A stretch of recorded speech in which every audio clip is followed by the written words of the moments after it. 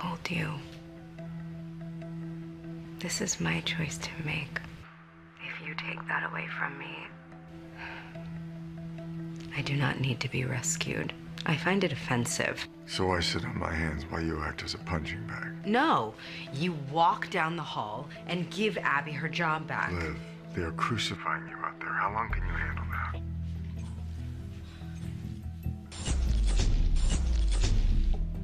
Liv.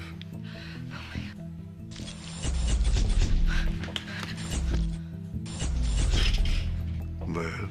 I have to go. Liv.